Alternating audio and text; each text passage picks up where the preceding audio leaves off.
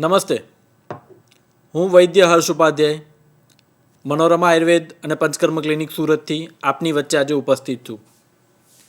આજે આપણે વાત કરીશું કે હસતું રમતું ખીલતું બાળક કયા મા બાપને ન ગમે, પણ શું એ બાળક આપણી સાથે હસતું રમી શકશે? શું આપણે જેની સાથે ખુશ છીએ એ વસ્તુથી બાળક ખુશ થશે? એ બાળકને તો જોઈએ એને ગમતા રમકડા, એને પ્રિય હોય એવી ક્રીડાની વસ્તુઓ. તો એ રમકડા કેવા હોઈ શકે એના વિશે આપણું શાસ્ત્ર શું કહે છે એની આજે આપણે વાત કરીશું. બાળકો અને તેના રમકડા. આયુર્વેદના બૃહત્તયના એક આચાર્ય એવા આચાર્ય સુશ્રુત કહે છે કે ક્રીડા શક્તમ શિશુમ સુખયેત, કે બાળકને રમત ગમતમાં મસ્ત રાખીને ખુશ રાખવું અને એને ક્રીડાશક્ત, એને હંમેશા રમતું રાખવું, તો એ બાળક સુખી રહેશે. અને એનાથી પણ આગળ જઈએ, ઘણીવાર આપણને પૂછવામાં આવે કે આયુર્વેદમાં તો મોટા લોકોની ટ્રીટમેન્ટ હશે, મોટા લોકોની કંઈક વાતો હશે કે એના રોગોની વાતો હશે, પણ આચાર્ય કાશ્યપ આજે ભૂલાયા છે. ઇન્ડિયન પીડિયાટ્રિકના જેને જનેતા અને અધિષ્ઠાતા કહી શકે એવા આચાર્ય કાશ્યપ બાળકની સાયકોલોજી વિશે કહે છે કે પરિગ્રહણાર્થ ક્રીડકાની સ્થાપયત, કે રમકડાથી બાળકની ગ્રહણ અને સમજણ શક્તિનો વિકાસ થાય છે. કેટલી ઊંડાણવાળી ચાઇલ્ડ સાયકોલોજીની વાત થઈ કે ગ્રહણ કરવાથી, પકડવાથી બાળકની સાયકોલોજી અને તેની સમજણની ડેવલપમેન્ટ થાય છે. હવે આ રમકડા એ કેવા હોવા જોઈએ? હવે આજે સૌથી પહેલાં જ એનું નામ પાડી દઉં કે આજનું સૌથી પ્રિય રમકડું અબાલ વૃદ્ધ સૌને, કે આપણે કહીએ ને કે કાલિદાસની કવિતાઓ તો અબાલ વૃદ્ધ સૌને પ્રિય હોય, એવું આ રમકડું એટલે આપણો પ્રિય મોબાઈલ ફોન, કે જે ટીવી, ઘડિયાળ, ઘણા બધા ગેજેટ્સને ખાઈ ગયો.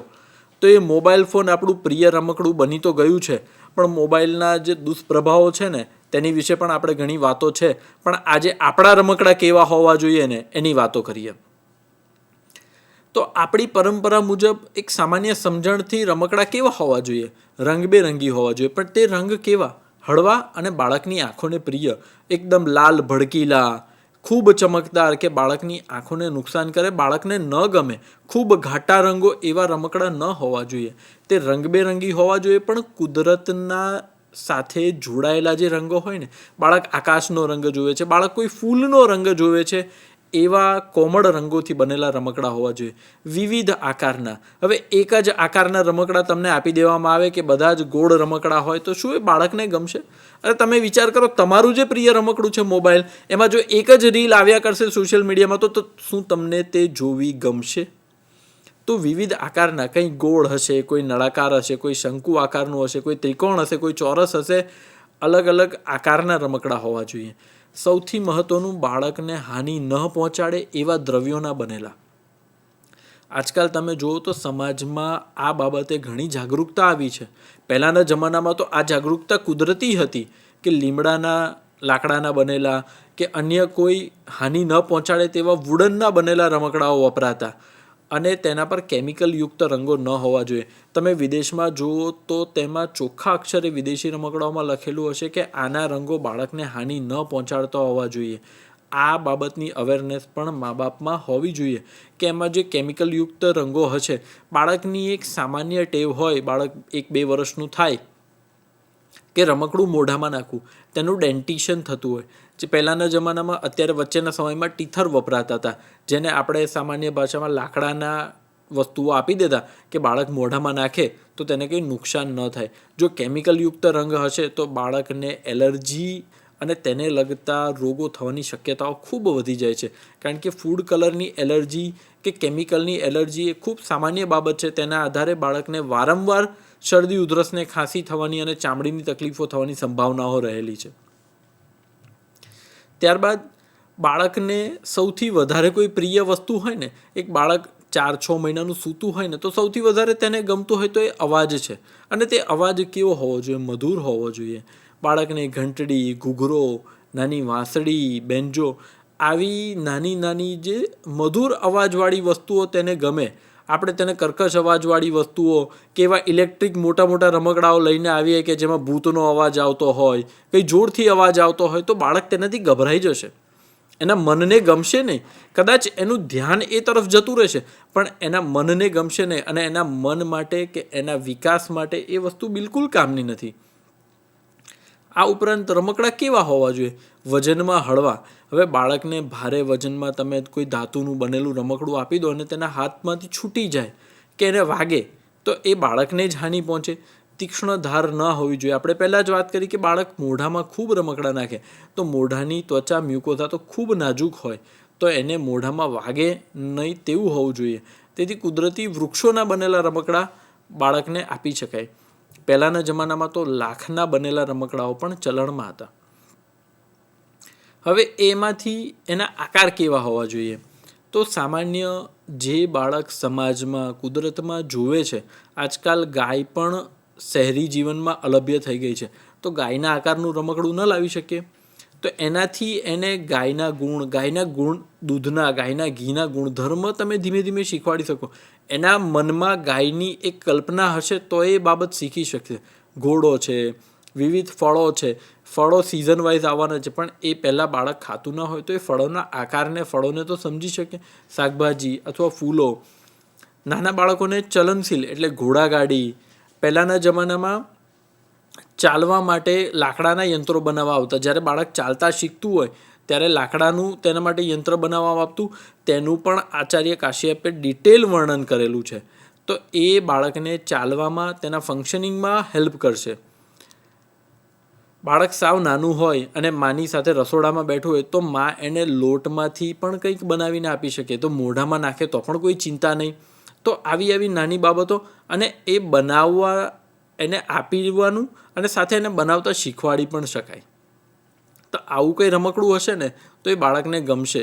એ લોટને અલગ અલગ દ્રવ્યો નાખીને, હળદર વગેરે નાખીને અલગ અલગ રંગો પણ આપી શકીએ આપણે. તો એના દ્વારા બાળક શીખશે.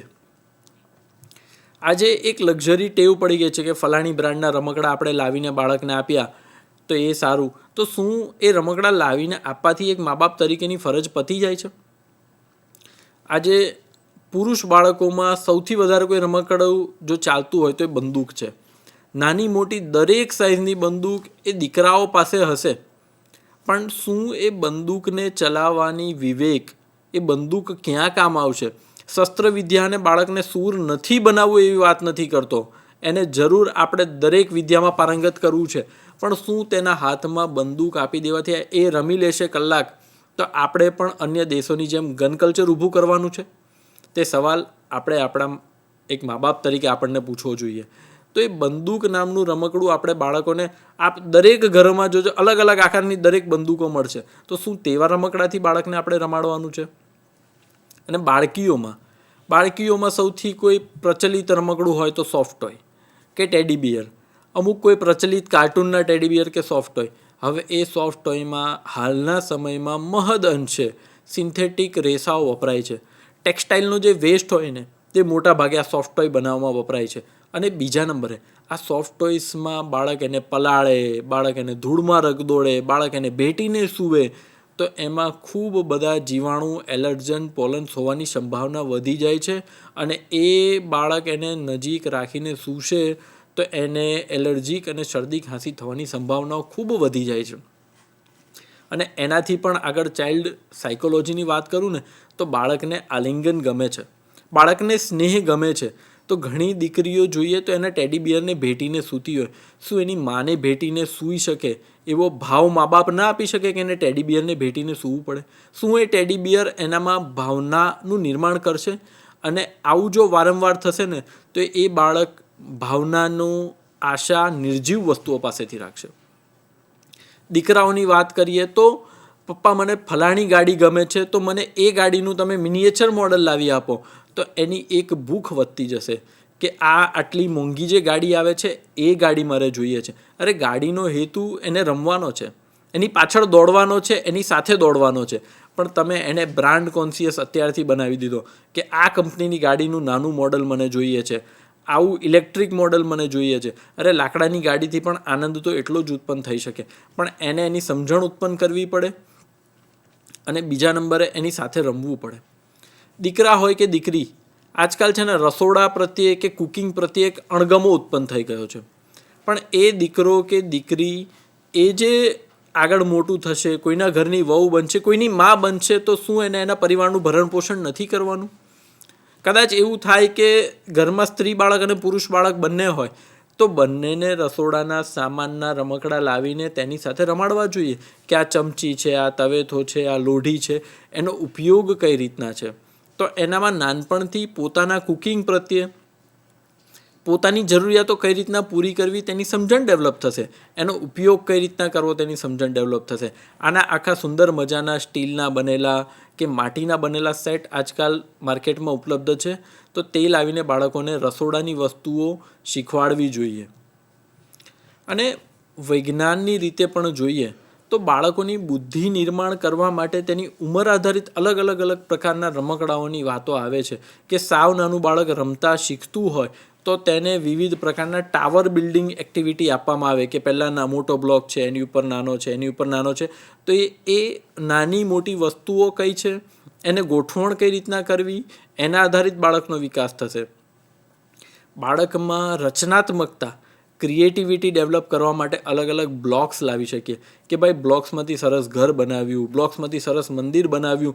એ બાળક દવાખાનું બનાવશે તો એનામાં ડૉક્ટર બનવાનું પણ એક સપનું ઉત્પન્ન થશે. એ બાળક રોકેટ પણ બનાવી શકે એમાંથી.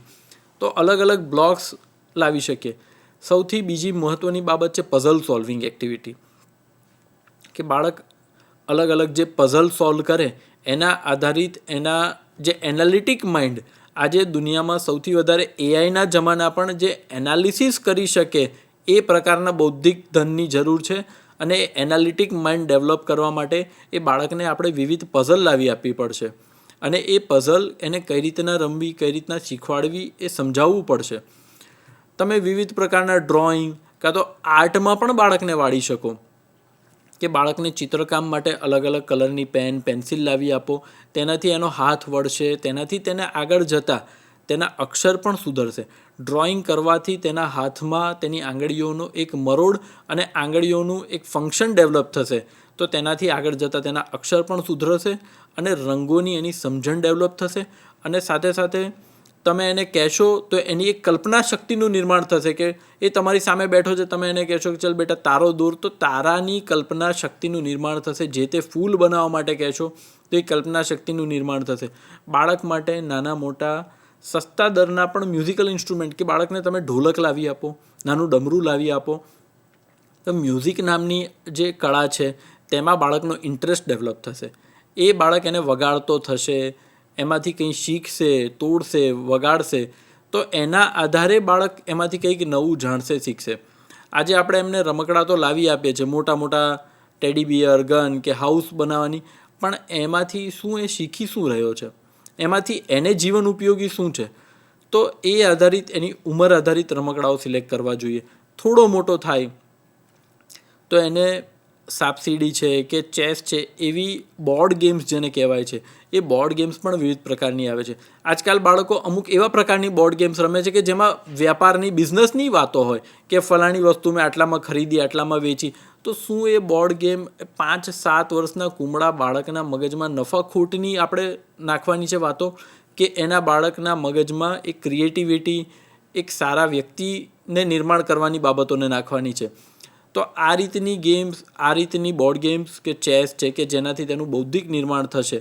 આ ઉપરાંત આ રમકડાઓમાં આઉટડોર એક્ટિવિટી, જે આપણે જૂના જમાનામાં ગિલ્લી દંડો છે કે આપણે પૈડું ફેરવવું છે જેવી સામાન્ય રમતો હતી એ રમાડી શકીએ. કે અત્યારના જમાના પ્રમાણે તો જોઈએ તો ક્રિકેટ, ટેબલ ટેનિસ, બેડમિન્ટન, આવા બધા રમકડાઓ પણ બાળકને તેની ઉંમર આધારિત આપણે લાવી શકીએ.